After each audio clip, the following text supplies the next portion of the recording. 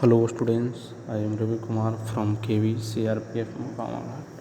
आज हम हिस्ट्री का first chapter the rise of nationalism in Europe में नेक्स्ट पॉइंट देखेंगे हम लोग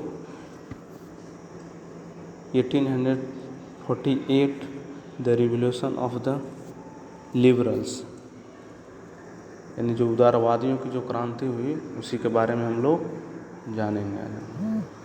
ठीक है, तो इसके पहले हम लोग जाने थे कि रिवोल्ट किया था कौन कौन, पुअर जो गरीब लोग था, अनएम्प्लॉयड था या पेशेंट लोग थे, किसान लोग, ये सब रिवोल्ट्स विद्रोह किए थे। कब? 1848 में, 1848 में इन लोग विरोध किए थे। फिर इसी के पैरेलल में मिडिल क्लास के जो एजुकेटेड लोग थे, लिबरल जो पढ़े लिखे थे, उन लोगों के द्वारा भी 1848 में विद्रोह किया गया था। उसी के बारे में हम लोग जानेंगे, the revolution of the liberal 1848 के बारे में। ठीक है, तो एक इवेंट हुआ था फरवरी 1848 में ये फ्रांस में इवेंट हुआ था। फ्रांस में जिसके कारण वहाँ क्या हुआ था, ये जो मोनार्की जो राजगद्दी था राजा का, जो उसको छोड़ने पर मजबूर कर दिया गया था, उसको छोड़ के जाना पड़ा था। और फिर वहाँ पर रिपब्लिक गणतंत्र की घोषणा किया गया था, जो कि किसी पर बेस था, यूनिवर्सल मेल सफ्रेज, यानी वहाँ पर सिर्फ खाली पुरुषों को वोट देने का अधिकार दिया गया था। यूनिवर्सल मेल सफ्रेज, सिर्फ पुरुष को, महिला को यहाँ नहीं था। ऐसा रिपब्लिक वहाँ बनाया गया। ठीक है, फ्रांस में। और फिर जो यूरोप के जो अदर पार्ट्स थे,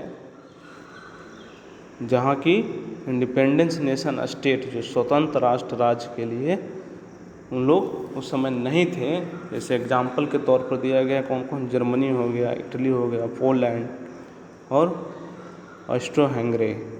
वहाँ पर जो लिबरल मिडिल क्लास के मेल या फीमेल आदमी या औरत, मैन या वुमेन, जो डिमांड कर रहे थे किस चीज़ के लिए, कि कॉन्स्टिट्यूशनलिज्म विथ नेशनल यूनिफिकेशन, यानी संविधान के मांग कर रहे थे, जो कि राष्ट्रीय एकीकरण की मांग से जोड़ दिया गया था। ठीक है, इस तरह से वहाँ क्या हुआ कि advantage of the growing popular unrest, यानी एडवांटेज लिया किसका, वहाँ पर जो असंतोष बढ़ रहा था वहाँ, उसी का एडवांटेज उठाया, फ़ायदा उठाया, और एक नेशन स्टेट के डिमांड को आगे बढ़ाया गया। ठीक है, और ये नेशन स्टेट में क्या था, पार्लियामेंट्री प्रिंसिपल था कुछ, जो संविधान बनाया था उसका कुछ संसदीय सिद्धांत था उसका, जिसमें क्या था कि कॉन्स्टिट्यूशन रहेगा, संविधान रहेगा, फिर फ्रीडम ऑफ द प्रेस, जो प्रेस की स्वतंत्रता है वो रहेगी, फ्रीडम ऑफ एसोसिएशन, संघ बनाने की या संगठन बनाने की स्वतंत्रता रहेगा। इस तरह के पार्लियामेंट्री प्रिंसिपल था, पार्लियामेंट्री सिद्धांत पर आधारित था वहाँ पे। ठीक है, आगे हम लोग पढ़ेंगे जर्मन रीजन में। जर्मन रीजन में लार्ज नंबर में पॉलिटिकल एसोसिएशन, जो राजनीतिक गठबंधन था, वो बहुत बड़ी संख्या में थी, संगठन था, जो जिसके कौन थे मेंबर, तो मिडिल क्लास के कौन कौन से थे, प्रोफेशनल थे, वो बिजनेसमैन थे या प्रोस्पेरस आर्टिसंस थे, ये सब उसी का जर्मन रीजन में ये पॉलिटिकल एसोसिएशन के मेंबर थे। वे सभी क्या हुए, एक साथ आ गए एक फ्रैंकफर्ट सिटी में आए। Frankfurt, city of Frankfurt, Frankfurt में उन लोग आकर मिले एक जगह, और वहाँ पर एक डिसाइड किया गया क्या कि ऑल जर्मन नेशन असेंबली के लिए वोट करेंगे। ठीक है, ऑल जर्मन नेशन असेंबली के लिए हम वोट करेंगे, जो सभी जर्मन नेशनल असेंबली के पक्ष में वोटिंग करने के लिए, मतदान करने के लिए वहाँ ऐसा डिसाइड किया गया। ठीक है, और फिर 1848 में 831 को इलेक्टेड रिप्रेजेंटेटिव, जो चुना गया प्रतिनिधि ने मार्च कर कहाँ गया, वो फ्रैंकफर्ट पार्लियामेंट में बैठे हम लोग।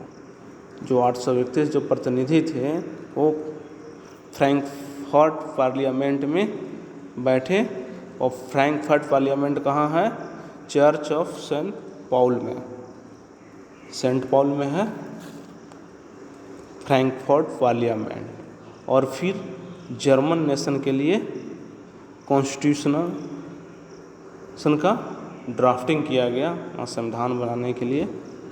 ठीक है, और फिर नेशन के हेड के रूप में, देखिए यहाँ पर क्या हुआ, नेशन के हेड के रूप में मोनार्की को जो वो उसको एक ऐसे राजा को बनाया गया था जिसे कि सब्जेक्ट टू ए पार्लियामेंट, यानी पार्लियामेंट के अधीन ही उसको रहना होगा, ऐसा राजा उन लोग बनाना चाहते थे। और वह पार्लियामेंट के अंडर में ही रहेगा, उसके अधीन ही रहेगा। और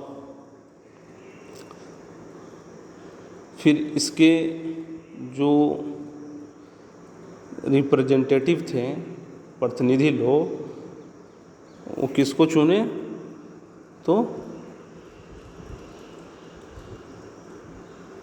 किंग ऑफ प्रसा, प्रसा के राजा को, किंग ऑफ प्रसा प्रसा के राजा कौन था उस समय, तो फ्रेडरिक विलेम फोर को उन लोग ऑफ़र किया कि आप यहाँ पार्लियामेंट के अधीन रहकर राजा बने, उन्हें हेड बनाने के लिए, अध्यक्ष बनाने के लिए उनको ऑफ़र किया। लेकिन उसने क्या किया कि ऑफ़र को रिजेक्ट कर दिया, वो ऑफ़र स्वीकार नहीं किए हैं। वो उनको तो ऑफ़र दिया था कि आप बन सकते हैं, लेकिन ऑफ़र को वो रिजेक्ट कर दिया, ज्वाइन नहीं किया। और ज्वाइन नहीं करने के बाद फिर वो जो प्रसिया के किंग थे, प्रसा के फ्रेडरिक विलियम फोर्थ, वो किससे जाके मिल गए, तो जो इलेक्टेड असेंबली था उसके जो अपोजिशन में जितना भी थे, उन्हीं लोग के साथ ये जाके ज्वाइन कर लिए प्रसा के किंग फ्रेडरिक विलियम फोर्थ ने। ठीक है,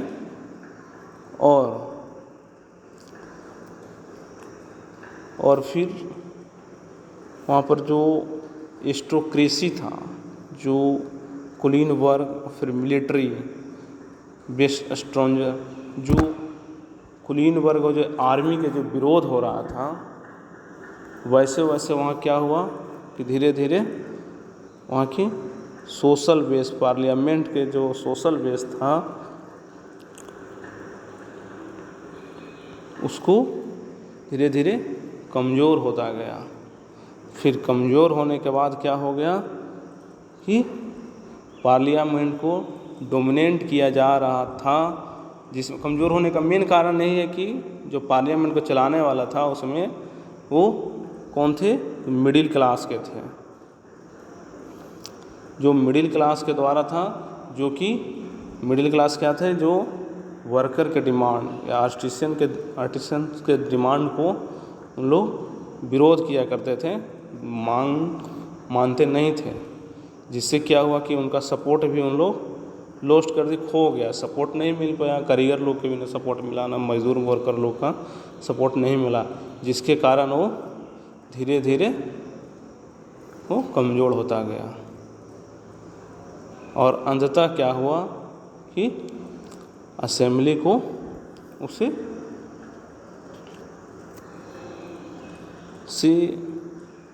फोर्सली रूप से उसको डिसबैंड यानी उसको भंग कर दिया गया उसको अंत में। ठीक है, आगे हम लोग जानेंगे इसी में।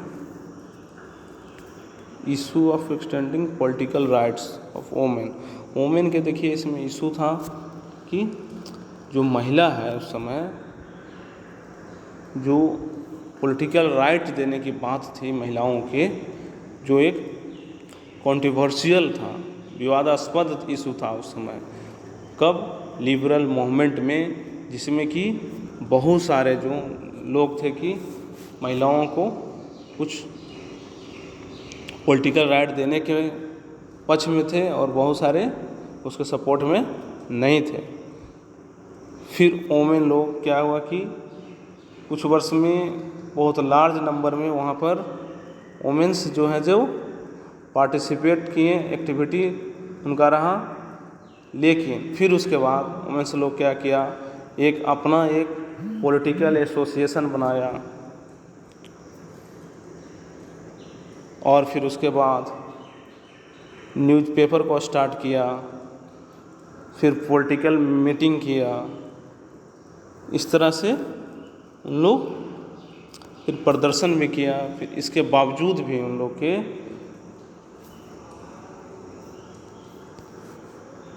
इतना करने के बावजूद भी उन लोग के सफरेज राइट वोट देने का अधिकार नहीं मिला। इलेक्शन ऑफ द असेंबली में, असेंबली के जो इलेक्शन हुआ उसमें उन लोग के वोट देने का राइट नहीं दिया गया। और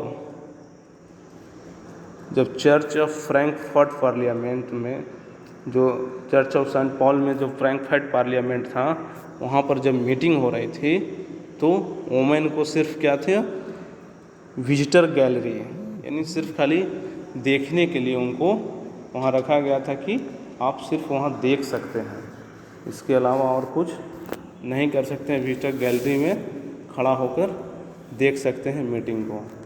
जो देखिएगा इसमें बताया गया है, यही है फ्रैंकफर्ट सेंट पॉल के जो चर्च था वहीं पर फ्रैंकफर्ट में ये मीटिंग हो रहा है। ये फ्रैंकफर्ट पार्लियामेंट है, ये फ्रैंकफर्ट पार्लियामेंट है जिसमें देखिएगा इलेक्टेड जो रिप्रेजेंटेटिव थे 831 वो नीचे बैठकर मीटिंग कर रहे हैं। और इसके ऊपर ही देखिएगा वोमेन्स लोग हैं जो सिर्फ खाली उन लोग को विजिटर गैलरी यहीं से खड़ा होकर देख रहे हैं कि किस तरह से मीटिंग होता है। ठीक है,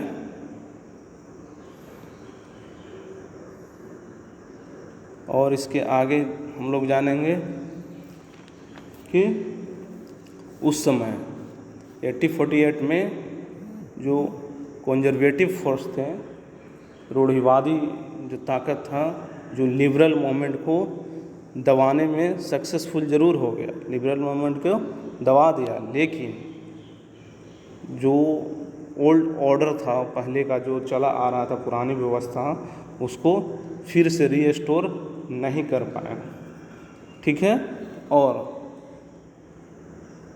जो मोनार्क थे, जो राजा मोनार्क थे, वे समझ गए थे कि ये बार बार जो रिवोल्यूशन होता है,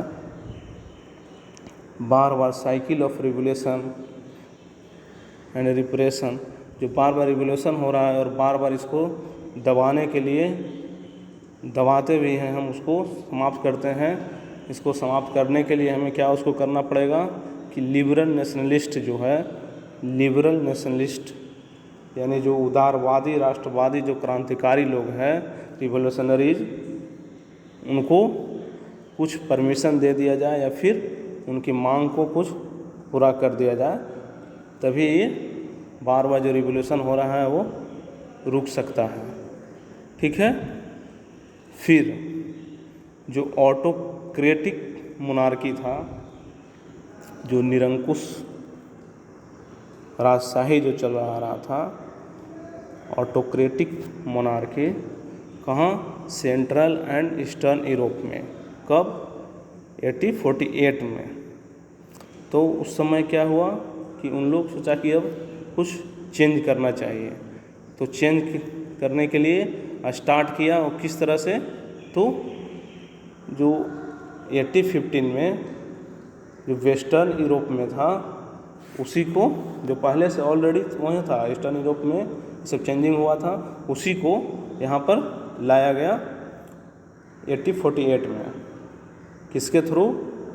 तो जो सेंट्रल और ईस्टर्न यूरोप के जो ऑटोक्रेटिक मोनार्कीज थे, उसी के थ्रू 1848 में चेंजिंग किया गया। ठीक है। और फिर उसके तहत क्या हुआ कि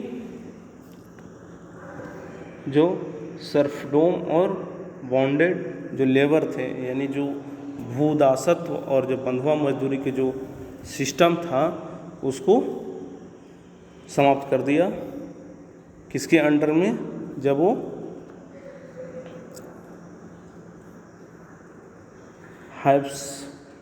हैब्सबर्ग रूलर्स और हैब्सबर्ग डोमिनस, जो हैब्सबर्ग के अधिकार के क्षेत्र में जो आता था, और फिर रूस के जो क्षेत्र में था, वहाँ पर ये भूदासत्व और जो बंधुआ मजदूर की जो प्रथा था, उसको समाप्त कर दिया। इस तरह से हैब्सबर्ग रूलर ग्रांट किया क्या कि मोर ऑटोनोमी ऑफ द हंगेरियन इन 1867, यानी जो हैब्सबर्ग के रूलर थे वो ज़्यादा ऑटोनॉमी दे दी हंगेरियन को 1867 में। ठीक है। और इस तरह से उन्होंने बहुत सारे चेंज किए थे।